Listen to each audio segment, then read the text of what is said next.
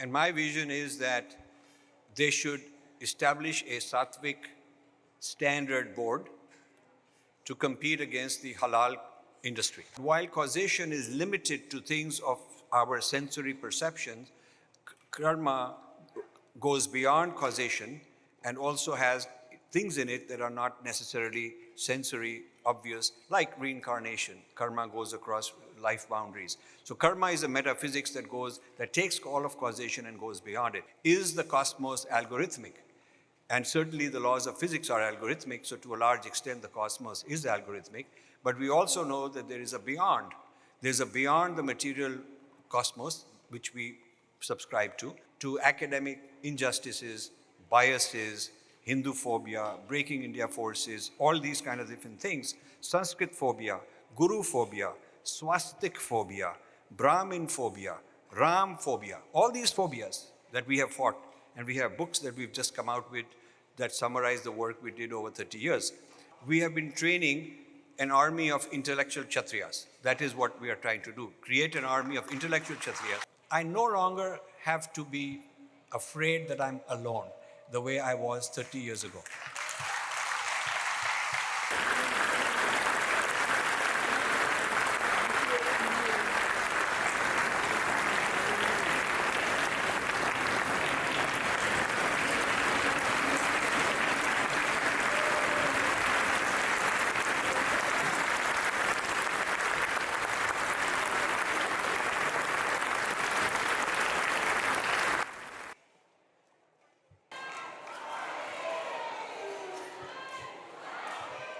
Namaste.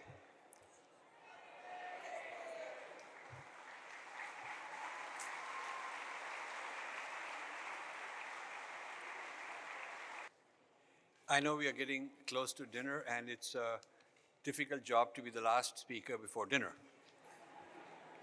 But the dinner is a very special one.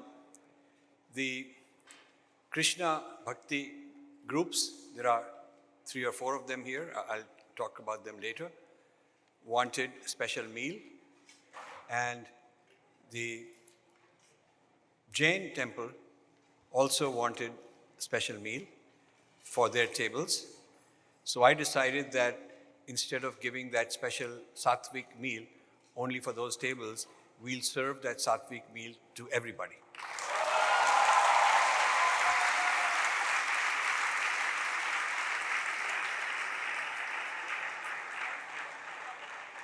We should learn the best practices of everyone and uplift ourselves. So this is a good practice. Now, I also want to tell you, before I get into my talk, I also want to tell you that since we're talking about Sattvik food, the Radha Gopinath Krishna Bhakti temple, who will do the Hare Krishna chant during dinner time later, and so will the Buddhists and so will the Jains, they have started the Sattvik Foundation. This is a group which is spun off from India, the same people who have the whole food distribution program, Akshay Patra, which gives 3 million meals a day to school children who would otherwise go hungry.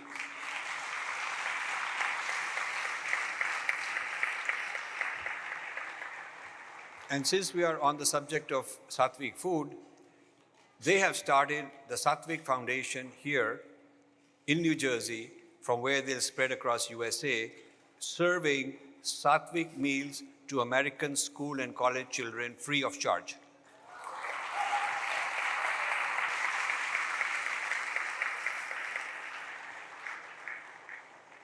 And my vision is that they should establish a Sattvik standard board to compete against the Halal industry.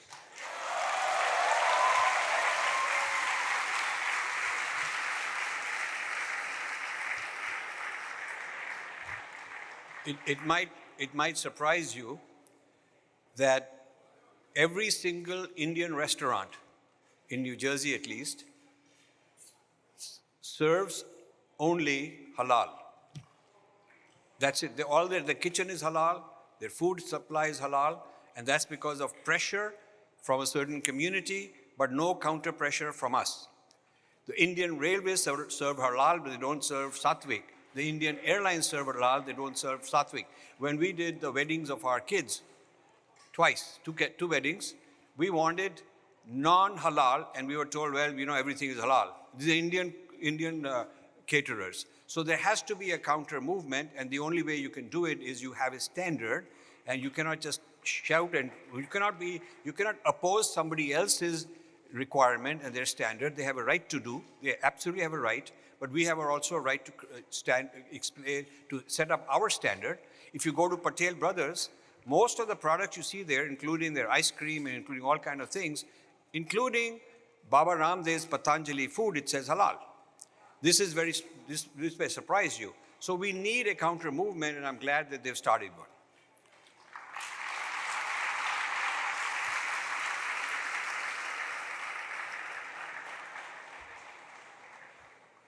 Now, I have a lot of things I could say, but I want to say a little bit of everything and summarize. So first, I want to start with philosophy. I started out as a physicist, then a computer scientist, and now a Dharma scholar. So as a physicist, the quintessential thing you are searching for is causation. Because physics is a theory of causation, science is a theory of causation. Causation in terms of how the universe operates, how gravitation works, how an electron moves, the causation, the cause effect, how you model it mathematically, that's what physics is all about. And then when I went to computer science, the quintessential thing is algorithm. Computer science is the study of algorithms, developing algorithms, evaluating algorithms. And then I started wondering, what's the relationship between causation and algorithm? And it seems to me that when you are modeling causation, it is an algorithm. It is nature's algorithm, which we call physics. What we call laws of physics are basically either Bhagwan made those algorithms or nature has them, however, but they are the algorithms of nature that we see as the laws of physics. And then I started asking myself, how is karma different? And it turns out that karma is also very similar. Karma is causation, but while causation is limited to things of our sensory perceptions, karma goes beyond causation and also has things in it that are not necessarily sensory obvious, like reincarnation. Karma goes across life boundaries. So karma is a metaphysics that takes all of causation and goes beyond it. So I wanted to explore. There are certain lifelong questions I've had, which are now culminating, which actually drove all the investigations I did, all the fights, all the arguments. They all came from a certain metaphysical foundation, and I'm developing a school of thought based on that. So I'll give you a little bit of the ideas in that. A principal idea is that the more I can model your behavior algorithmically, the less free will you have. Because if I can predict how you're going to behave, if I can predict that you'll buy this and you'll go to that vacation or you'll respond to this and not that, the more you are behaving according to a model, which is an algorithmic model of your behavior, the less freedom you have. And the more freedom you have, the more freedom you exercise, the more difficult it is to model you in an algorithm. So this is a sort of a tension between algorithm on the one side, which is a bondage, and true freedom on the other side. So I look at this and I ask questions like, is the cosmos algorithmic? And certainly the laws of physics are algorithmic, so to a large extent the cosmos is algorithmic. But we also know that there is a beyond. There's a beyond the material cosmos, which we subscribe to. So is the individual algorithmic? And to a large extent, I am algorithmic, because there are algorithms that govern the way my brain works, my digestion works. There are algorithms that take care of every single process in the body. There are algorithms, the whole body is algorithmic, which is why medical science is able to come up with treatments and predictions. But at the same time, there is something about me which is non-algorithmic, which goes beyond, which is what the transcendental movement and the art of living movement, they are also here, which is what they teach, how to get you beyond algorithms, how to get you beyond the bondage of predictive behavior. So this is a kind of one of the fundamental streams of thought that have governed me in my work. As I started responding to academic injustices, biases, Hinduphobia, breaking India forces, all these kind of different things, Sanskrit phobia, Guru phobia, swastik phobia, Brahmin phobia, Ram phobia, all these phobias that we have fought, and we have books that we've just come out with that summarize the work we did over 30 years. As I was doing this, you know, most people think that he's just having separate fights. One day he fights on this, and the next day he fights on that, and what's the common thing? The common thing is that when I'm having an argument or a fight or a debate, what I'm really trying to do is reverse engineer their algorithm. I'm trying to figure out what's the Hinduphobia algorithm. What is the breaking India algorithm? It's not about coining a word. People say you're very good because you coined this word, and I'm saying that's irrelevant because you could call it anything. Figuring out the algorithm by which Hinduphobia operates, or by which digestion operates, or by which particular kind of mechanism operates is the real discovery that we're trying to make. So as these algorithms are revealed, each battle makes my response algorithm more sophisticated. So there is an algorithm of how somebody is behaving. The opponent chess player, how he plays, I got to figure out, then I can play better. How the tennis player, if I can figure out his game, the more predictable it is, the more I can counter it. So whenever you are in contest, sports, or military, or warfare, or this narrative warfare, as Vivek said, the more in each of these instances, if you can understand the algorithm of the other side, you can build your own algorithm that much better. And this technique in our tradition is called Purva Paksha. Purva Paksha is the process by which you build somebody else, your opponent's algorithm. He doesn't explain it to you necessarily, but you figure out how he's arguing, what he's up to, and you build a model called Purva Paksha, understanding him algorithmically, and Uttar Paksha, which is response, is our response, our algorithm, how to take him on. So I'm building the algorithms by which various injustices, various biases, whether it is bias about sati or dowry or misogynism or whatever these are, figuring out what are the algorithms by which these things operate, who funds them, what is their data, how do they reason. And the more we can understand it by having repeated arguments and debates with them, the better we can give Uttar Paksha, which means teach our people, here is how you respond. So if they say this is why they are saying it, this is likely to be their argument, here is how you respond. So this is how we have been training an army of intellectual Kshatriyas. That is what we are trying to do, create an army of intellectual Kshatriyas.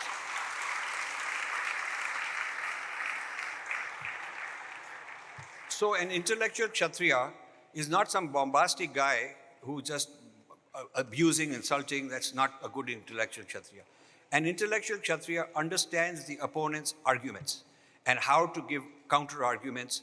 What are his algorithms, and how do we defeat them? Where are the holes? Where are the flaws? And how do we get back on them? So it is a very intellectual game. That is why we call it intellectual Kshatriya.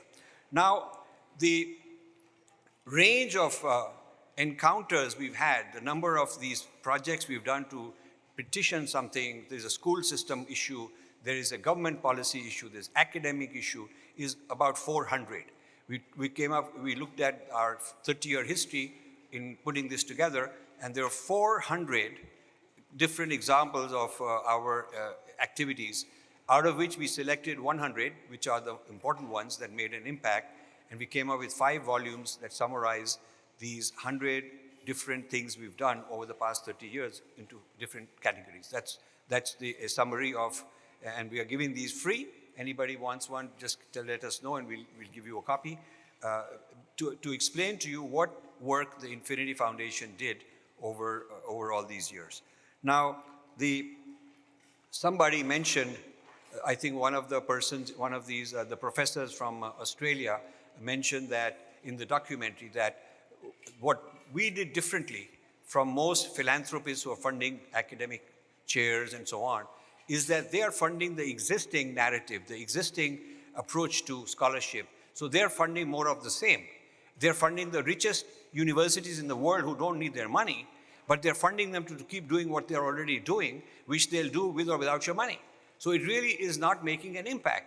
Whereas what we are doing is challenging that and creating a counter narrative. We are saying that we find flaws in what you are doing, and here is our argument, and we want to research that and investigate that. Of course, we keep getting canceled because they don't want to hear this. They don't want this kind of freedom of speech from freedom of thought in a genuine sense. So the whole success of our movement has been to build counter arguments against social sciences, against humanities, that are, and use the most powerful institutions as our opponents that we take on, and create a critical mass of followers who want to go along with us, teach them our algorithms, teach them our framework, teach them our Purva Paksha, and turn them loose, which is why we have such a large gathering here today, because most of you are somehow influenced by this kind of work.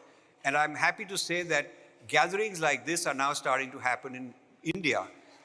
In UK, I was there a while back, and several of the people who are present here from UK and various other people, or HSS and so on, organized many large gatherings in universities, in the British Parliament. I've spoken there on multiple occasions, on various other places, community centers, where the awareness and the interest in joining this sort of counter movement, the Renaissance as we call it, is becoming huge.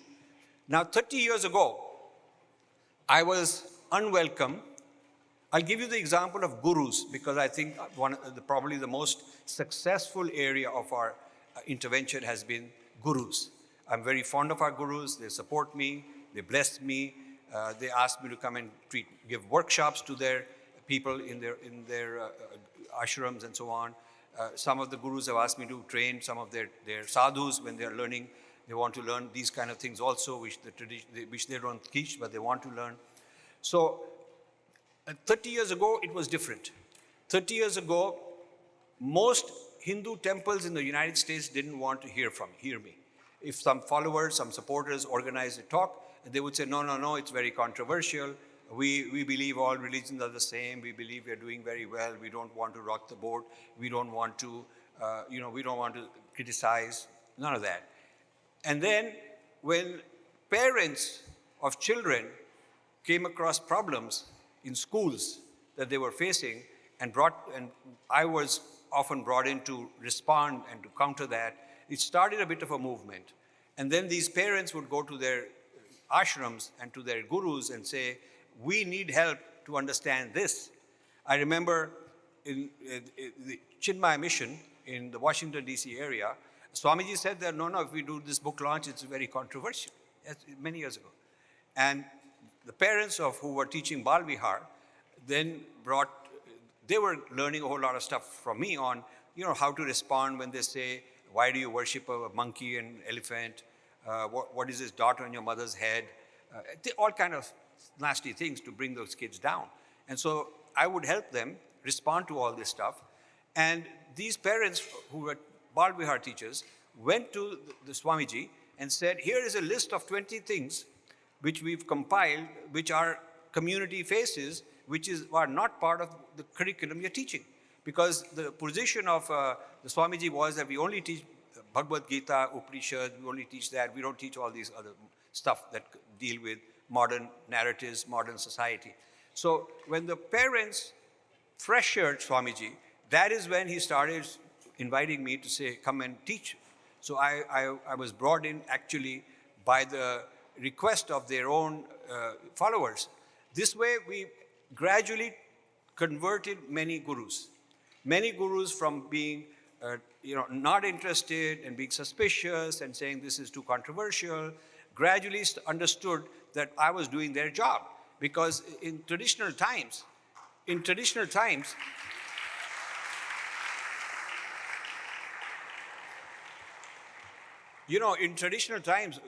actually our knowledge, our Vedic knowledge is not only Upanishadic, it is also, the Itihas is full of this. The Itihas, the Mahabharata and Ramayana is all God himself coming and engaging. social political issues and fighting. So if you don't want to do that, then what is the Mahabharata for?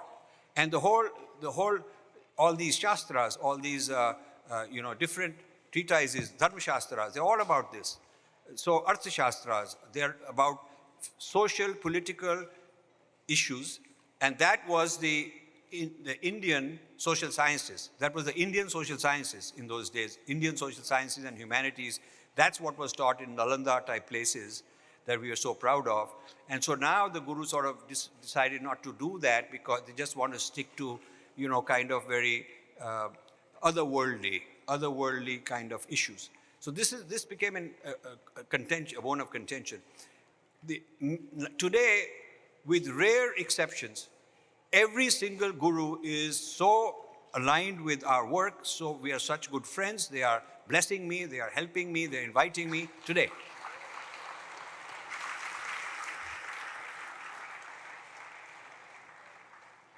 So the one guru who always, from the very beginning, supported this kind of work was Swami Dayananda Saraswati. Because he was sort of the modern day, Vivekananda, and Chinmayananda. Swami Chinmayananda was also like that. It was Vivekananda, then Swami Chinmayananda, then Swami Dayananda Saraswati. That was the lineage of people who would go to the United Nations, they would go to the media, they would go to any place and just fight the fight on behalf of the tradition and not just be teaching very esoteric meditation type things, which are very important. We all practice that, but that's not enough. I would say that the number one success I've had is in the guru domain. The second biggest success is with the government. The government also did not want anything to do with it. I remember the Indian embassy in Washington was very concerned, about some topic I would want to speak about. But today, it's a different story. As General Bakshi said in this documentary, because of the Vivekananda International Foundation, where Ajit Doval, who is now the NSA, the National Security Advisor, he, at that time, when he was not in this position, and Modi was not even the Prime Minister, he was launching my books at that time. So he remembers this, the importance of this kind of work for security, and he wanted the military, the police, the intelligence, these kind of people to be briefed in these areas. So I would say that's a second area of impact. The third area of impact is other intellectuals. Lots of them are here, and their own work has been aligned with what we are doing now. We had 30 of them in the morning, and this has become a very large community of scholars doing this sort of work. And the last one is the final and the most important to me is our youth. A large number of youth, in the hundreds of thousands, are organizing activities using the kind of work we've done. So I'm extremely delighted.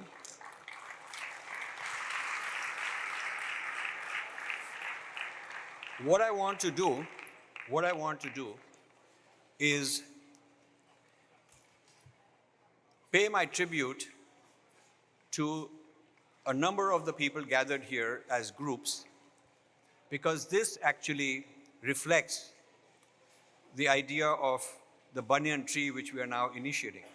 The banyan tree is a metaphor for a tree with many trunks, each with its own roots, just like every organization has its own history, its own traditions, its own foundation, its own institution. And we are not trying to tamper with that. But these different trunks are interconnected. They share, they nurture each other, they support each other. Collectively, they're stronger than separately. So this is the model we have of bringing all the Dharma groups together, and we have about 45 groups represented here today. This is...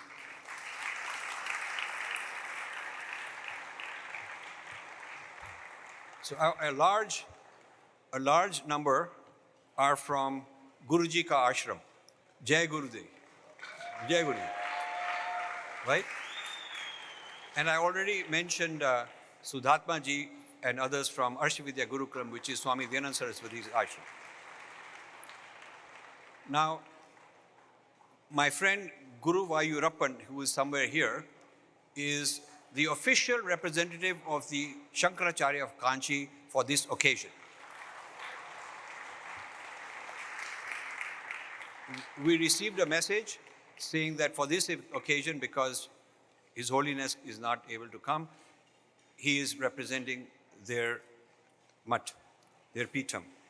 And I would also like to acknowledge a very special person, Rama Shankar, who's somewhere here. Rama Shankar is somebody who is very close to the Shringeri mutt, Shankaracharya of Shringeri. And her family, her late father was the CEO, the administrative head of the Shringeri mutt. Many of you know the story, but for those who don't know the story, the Shringeri mutt was about to be hijacked by Columbia University some years ago because they signed an MOU to turn over the representation, interpretation, and teaching of R.D. Shankara's legacy to some chairs in Columbia University. And then I intervened because I knew the people involved, the professors involved.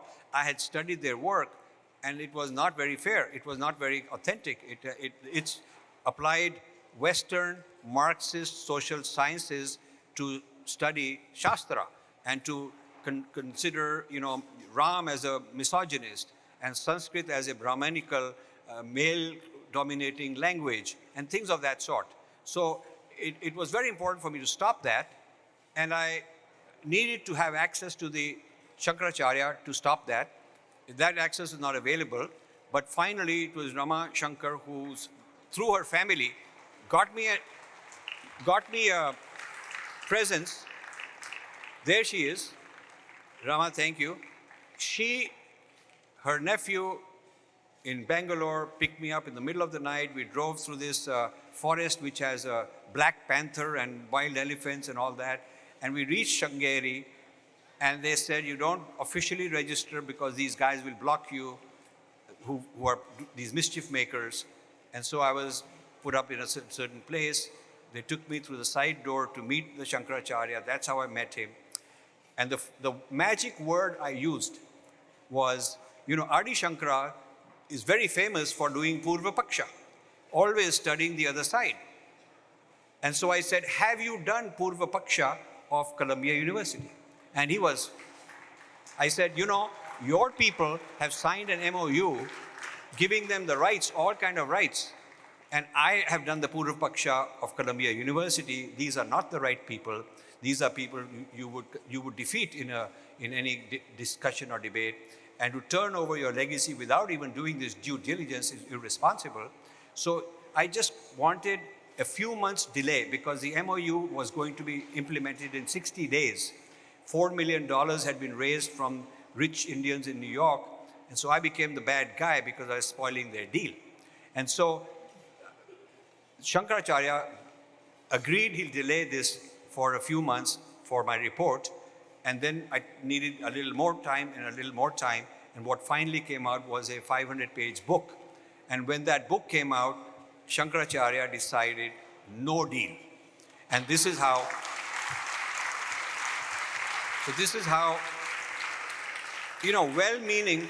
well-meaning philanthropists can do this sort of thing without due diligence. And this reminds me, Krishnan and I went to meet Rajat Gupta when he was head of McKinsey. And we went to meet him only because they were championing on behalf of Harvard that rich Indians in India should give big donations and endowments and so on. And I felt that that was not correct because they haven't done their due diligence. So I remember we sat in Rajat Gupta's office and he had served us a nice lunch and he was eating just apple. So when I said, have you done due diligence before advising your client to make this investment? And he was stopped in the middle of his eating. Because I said, you would never go to a client and say, invest in this industry, in this hotel or in this airline or whatever, without doing an industry analysis and a due diligence. And this is an industry called India Studies. There's an industry like that. I have done that industry analysis and I have done due diligence on these people that you are funding. Have you done the due diligence? And he was stumped because they had never thought of that you need to do due diligence on this stuff. So I started telling him there's 2,000 scholars in the United States who study these things, so many in religion, so many philosophy, so many history, all that breakdown, which are the conferences, which are the dissertations, what are the paradigms, frameworks they have produced, what's right, what's wrong. And they had no clue. They were just going and giving money to look good, to get a position, seat at the table, and feel like, hey guys, and be featured in the college newspaper, and just feel like, hey, we made it, we are rich, so we are funding, and therefore we must be important. It was just ego to put your name on some place. But they had not done the due diligence to decide whether this is actually good karma or bad karma, because you could fund the wrong things, and that is actually bad karma. So this is the kind of fighting we have had to do for a long time.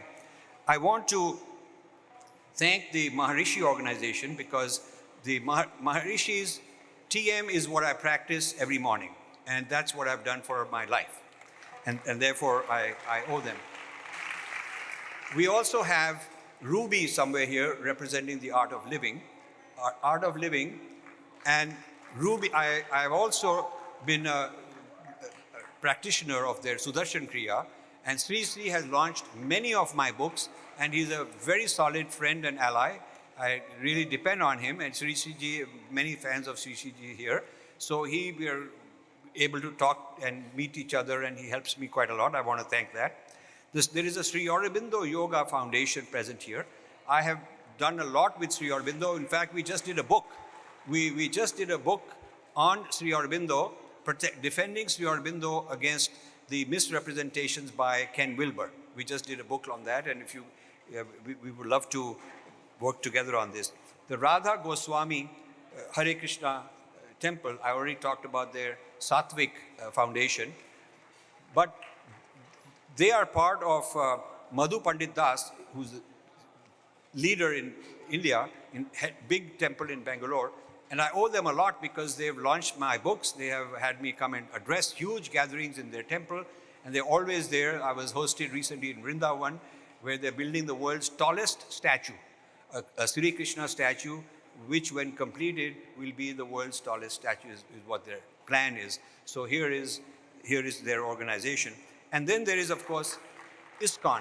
ISKCON, Madan Gopal Das is here representing ISKCON, and it reminds me of my days when I was single in Detroit.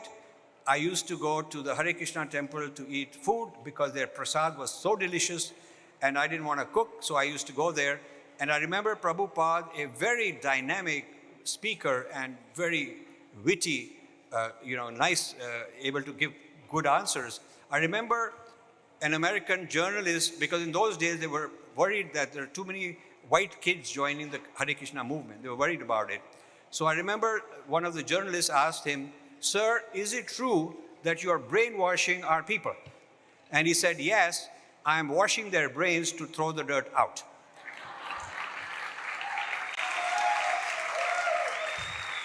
And then, I also remember somebody said, "Do you have a caste system in your movement?" And he says, "Everybody joins as a Shudra, and they do work, manual work, everybody. You work in the kitchen, you mow the lawn.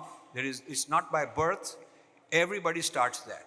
Then those who have some capability to sell, connect revenue, donations, they go out selling these books and making revenue for us, getting donations, because we need that. So they are the Vaishya, the money maker, money community. And then there are people who have leadership skills. You could be the head of a department in one of our temples. They are the Kshatriyas, or the head of a temple. They are the Kshatriyas, the leaders.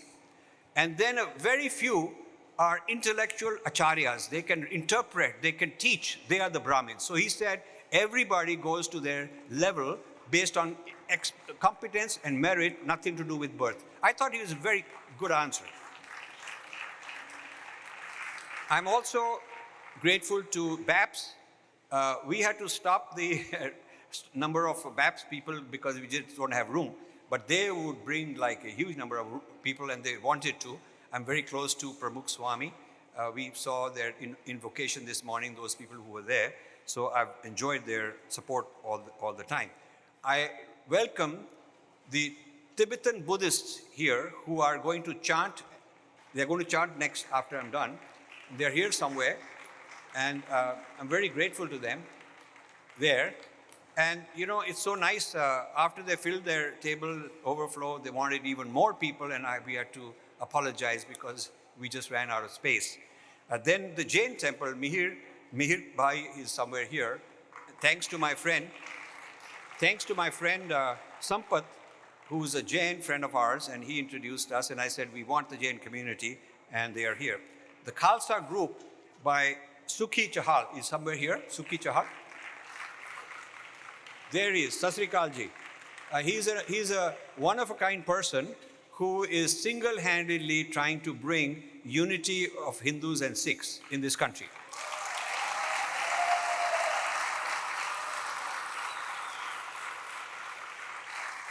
Also, we have the Hindu-Jewish coalition somewhere here, the Hindu-Jewish coalition, Raghu Rao, Michael Feldstein, wonderful people. Nice to have you guys. Thank you for Nagesh Bhandari ji. Nagesh Bhandari ji is a very special person. He is the head of Indus University, and he's here with his wife and one of the two daughters, and they have become one of the top sponsors, funders, and supporters of Infinity Foundation for the past 10 years. And I also want to say that we are discussing with them setting up a joint center where we'll do some very unique research. You know, the indices by which people measure, you know, the index of happiness or the index of democracy or freedom or human rights index, all these indices follow a Western framework. And there is no Dharma index evaluating companies, products, institutions, individuals. You know, we want to create a Dharma index, and I've been writing on the Dharma index, and using AI and certain kinds of techniques, we'll be able to rate somebody or some product on the Dharma index and come up with an evaluation. So rather than submitting ourselves to being evaluated by others according to their lens and their criteria, we want to be able to evaluate ourselves and evaluate others using our criteria. So that's a topic that my dear friend and we are actively engaged in. We also have Rishihood University. Two of the main persons from Rishihood University are here, and the discussion going on is to create a center for our school of thought. We are creating our school of thought, which takes all the things we've done, all the knowledge we produce, all the frameworks and vocabulary, and turn it into curriculum, and have a course, maybe at the MA level or certainly undergraduate level, which would be teaching our school of thought as a system of knowledge, like there is Marxism as a school of thought. So I want to thank my friend Sunil Shauryan and his wife Bharati. There they are. He had me teach many years ago in Toronto. We did a one-day workshop on how to be an intellectual Kshatriya. And then I taught the same thing in the Ramakrishna mission in Bangalore. So he's come up with the idea that he wants to turn it into a course that can be marketed as being intellectual Kshatriya, because I think we need those, and there's a lot of demand, and I don't have the bandwidth to keep mentoring people myself, so he's going to help us make a course out of that. You know, not present here is the Vice Chancellor of Sanskrit University, Professor Varakedi in India. He helped us translate my book, Battle for Sanskrit, into Sanskrit. So this is a Sanskrit book. Now, the reason it's important is the book Battle for Sanskrit is a critique of Sanskrit studies in the Western world, which uses social sciences as the prism, social sciences as the lens. So their idea of gender and human rights and this and that, and mostly leftist, Marxist kind of framework through which they are doing this. And there has been no critique of it. And because there's no critique, no due diligence, we keep funding these guys. So I did this book in English to convince the Shankaracharya of Sringeri not to go and do the deal, and I succeeded.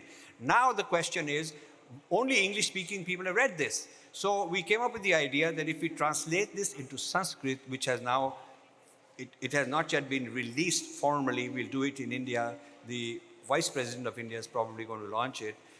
This is the first time there is a book in Sanskrit which will be part of the Sanskrit curriculum when they're teaching scholars Sanskrit.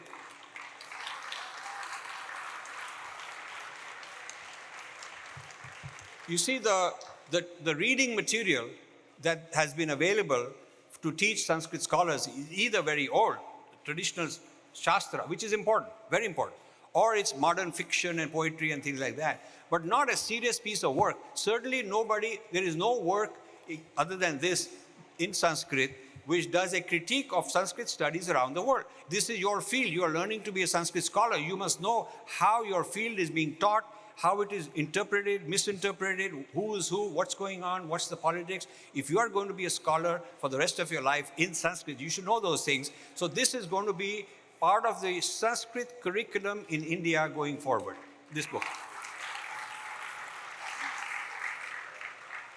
Now, we have another very important person, Nikos Arian. Nikos Arian, my friend, is from the Eternity Foundation. Now you wonder, infinity, how infinity becomes eternity foundation. It's not just a resemblance of names, but also a resemblance of purpose. And here I'll tell you a very important project Infinity Foundation did. You know, Nalanda University's library was burnt down, but before it was burnt down, Tibetan scholars had come and translated a few thousand volumes into Tibetan and taken them to Tibet. And when the Dalai Lama came to India, he brought around 3,000 or so volumes of Tibetan works, which were translations. So, but let me tell you the story. I won't tell you, the story gets pretty good. So when he brought these back, that's called the Tibetan canon. It's in Tibetan, and these are all original Sanskrit. It tells you from which Sanskrit book it was translated. So Robert Thurman, head of Tibet House, approached me some 20 years ago and said, why don't we take these and translate them into English and call it the Library of Nalanda so that modern people have access to it. And Infinity Foundation gave a pretty serious grant to do the first 6 volumes, which have been translated. And then using that, the money from selling that, they translated more and more. I think they've translated about 30 books or something of that kind. And so after that, the project became dormant because our money ran out. I wish we would continue. And now, his foundation, the Eternity Foundation, have decided to revive that project, and we're going to work together on that.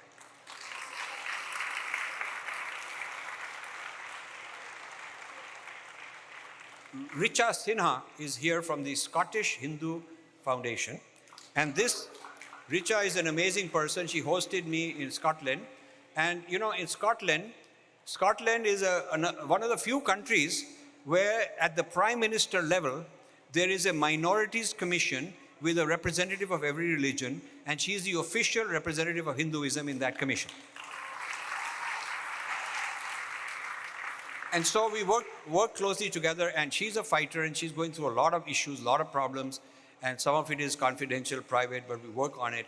And she is a very strong person. She's a doctor, has many medical clinics, but every time I need her or talk to her, she hops on the plane and comes over.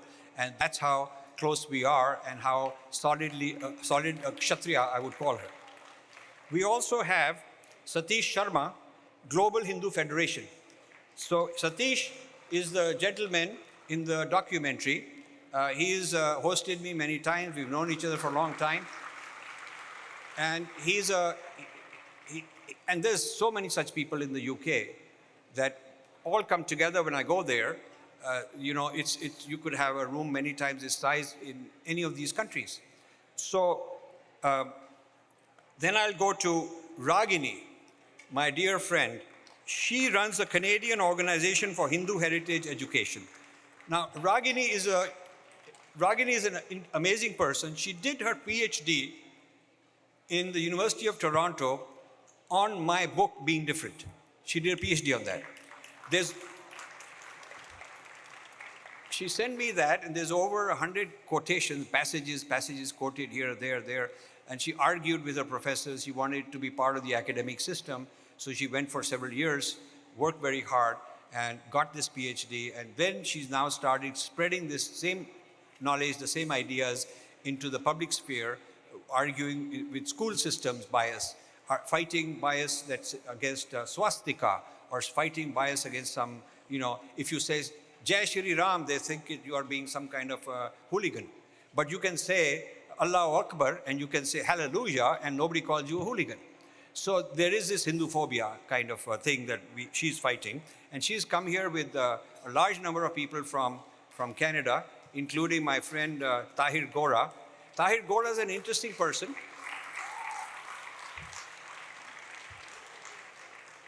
If I get it correct, I think he defines himself as born in Pakistan in a Muslim family, a Hindu. He's a Hindu born in Pakistan in a Muslim family. And extremely vocal about it. He has a TV station and we've done a lot of things together.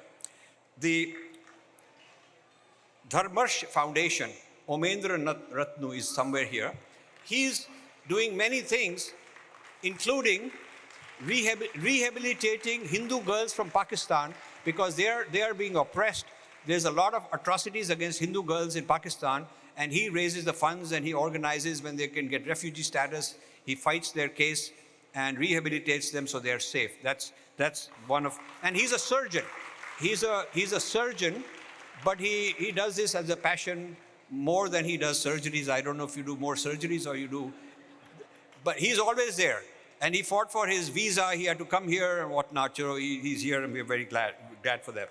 Rahul Diwan is himself planting banyan trees. He's taken the seed ideas, and he's planting banyan trees in the form of many, he's launching many small startups to do the sort of thing that we are doing, and we're very proud of him. Now, there is a group in Dubai who just approached us, and they want to create a Middle East banyan tree, and they are inviting Infinity Foundation to come sometime this summer, and they will fund the whole thing and whatnot. There is plenty of people out there from our culture who want to back this, and so we'll probably have a whole Infinity Foundation of the Middle East starting this summer. I want to thank HSS, and they are here. Bhageyaji is here. Samitra Gokhale is here. They are a very important, robust organization as part of a big trunk of our banyan tree. Then there is Urmila, Hindus of Long Island. And there is Urmila. She's brought her Hindus of Long Island. And of course, Hindu American Foundation, Suhag, is somewhere here, Suhag Shukla. You know, about 20 years ago, I used to be invited many times to Swami Dayananda Saraswati's ashram to give talks. It's just about an hour or so from my house. And there was this young medical student called Mihir Meghani who used to sit there, and he would hear these talks. And then he decided, he got inspired, and he wanted to create the Hindu American Foundation. And then Suhag and her husband Asim, who are both here, invited me to their apartment in Philadelphia. They were both students at the time, and they had the blueprint of Hindu American Foundation. That's how we got started. And the first fundraiser for the Hindu American Foundation, if I'm not correct, was in Urmila's house in Long Island a long time back. So some of these organizations are kind of branches of the banyan tree, or startups, independent startups. And we're very proud to have them here. There is Hindu Pact. Deepti Mahajan is here, all the way from California. And of course, Global Hindu Temple Network of Mohinder Gulati. Mohinder Gulati is an interesting person. He is in the World Bank, and he is monitoring woke policies in the World Bank that are anti-India, anti-Hindu, really discriminatory policies on when they give loans, when they give, are they biased? Is there a civilizational cultural bias? He's doing that, and he's got this organization. VHPA, Tejal Shah is here. They have 3 tables. Hindu Student Council Infinity Foundation has supported Hindu Student Council since it started long, long ago. And Sohini Sarkar is here with some people. That's very nice. Dharma Civilization Foundation, I think Manoj Shinde is somewhere here, and we're very glad to have him. Bapuji Ka Ashram is here. And we also have Hindu University of America, Narasimhaji, he's here somewhere. Gayatri Parivar, Vipul Patel is representing that. And Richa Gautam came all the way from Atlanta with her group. And then my friend Gokul is here, United States Hindu Association, USHA, they call it. He launched my books way back 20 years ago. So, and I want to thank certain people who are not here, like Shashi Kejriwal, who's a board member and one of the staunchest supporters. He's not here today. And of course, our team from India. We have Shalini, we have, Divya couldn't make it for personal reasons. We have Manogna, we have Shubhadeep and Anurag, they are here. Rakesh could not get his visa for some reason, so that's too sad. I also want to thank two special friends called Pradeep. One is Pradeep Dubey, who is one of the leading game theorists in the world. He's a professor at Yale University, and he's a special friend because we went through from kindergarten to the end of high school together in India, and then we went to college together at St. Stephen's College. And the other friend is Pradeep Kathuria. He's also Pradeep, a different kind of Pradeep, and he's helped me a lot in this event and on many occasions, so very grateful. There he is, Pradeep.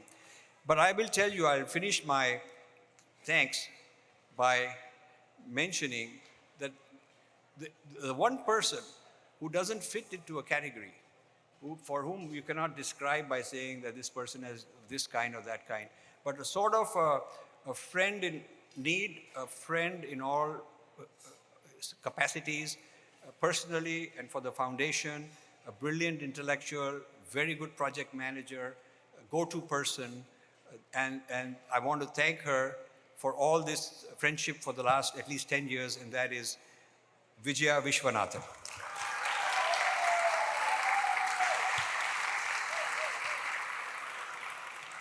And I'm not done just saying that. I have asked Vijaya that since I'm turning 75 later this year, she has until then to come up with a transition plan, and I want her to lead the future, the next 30 years of our foundation.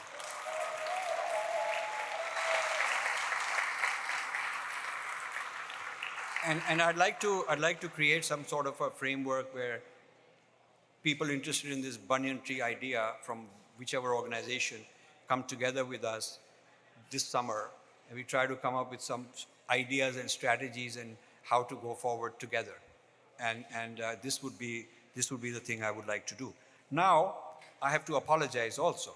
It's good to celebrate, but I have to apologize that many people who signed up for this evening had to be sent a letter. I think 600 or 700 people had to be sent a letter saying, we're very sorry, we have to not honor our reservation because we didn't think that we won't get another second hall, third hall, and so we had to do that. And we stopped taking further registrations at that point in time. Several groups then applied, and we had to say no. The Nepali Hindus in Long Island, it would have been wonderful to get them here. We couldn't accommodate them. Bhutan Buddhists, I met the Bhutan's UN representative. We had lunch, we got to know each other some time back, and they were very interested in getting involved in the kind of work we are doing, and I wish we could have invited them, and someday we would like to do that. Bangladeshi Hindus, we would love to have had Bangladeshi Hindus here. Afghanistan Hindus, we need to have Afghanistan Hindus here next time. Guyana and Caribbean Hindus, large number of those, Zoroastrians and so on. Now, finally, I'll tell you, this evening is not something that was put together by Infinity Foundation or me, it was largely a production of HindiUSA and CoHna.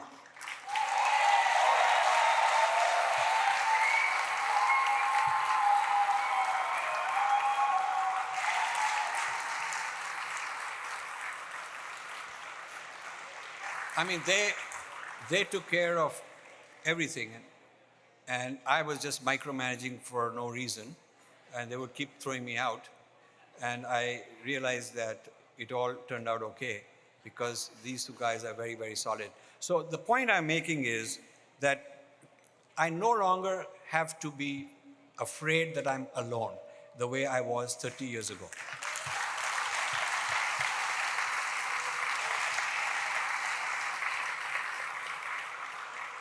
And I never thought during those days of struggle, particularly the first 10 years, I would say, first 15 years, it seemed like, impossible, hopeless. There's nobody on our side. No government, no guru, nobody on our side. Politicians doing their own thing. And I never imagined seeing this day when there'll be so much love, so much support, so much joy, and so much confidence that we are making it. We've passed the tipping corner, the tipping stage, the tipping point, and we are on a roll. And I think this movement, as framed into a Dharma, into a banyan tree, is going to explode. That's my feeling. And I want to thank each and every one of you who have been there for the past 30 years, who are committed now for the future. And let's give all our leaders, and I want to recognize our board. Some of them are not here. We recognize Vijaya, Aditi, somewhere here, but Aditi is there. She was a law student at Yale when she started working with Infinity Foundation. That was a long time back, and she's been great.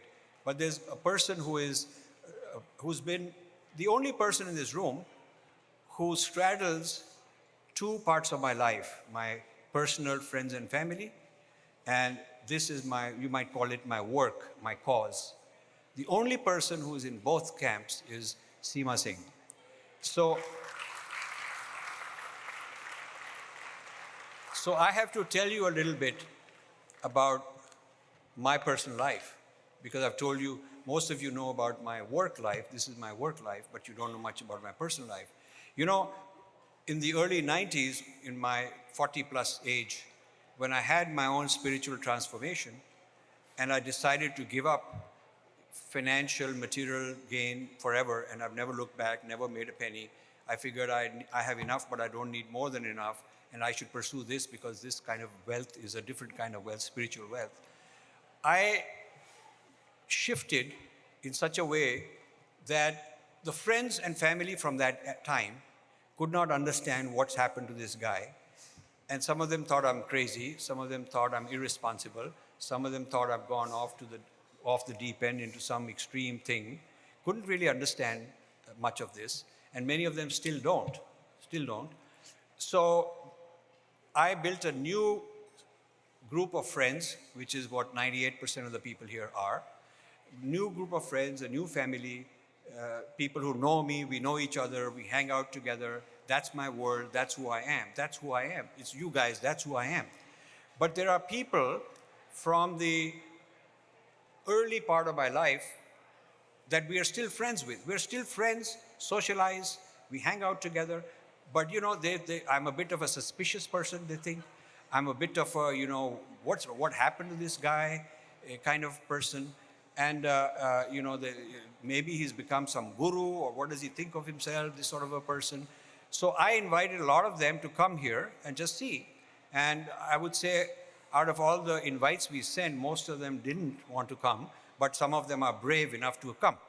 So I really want to thank them that some of the people here who have no clue about this is who I am and this is what I do, although it's always been out in the open, I'm very grateful that they've taken the time to come and look into this, and whether they like it or not, agree with or not, at least we know each other, we appreciate each other as friends, and I really want to thank them for having the courage, because they'll have to go back and explain to the rest of the group, what were you doing there?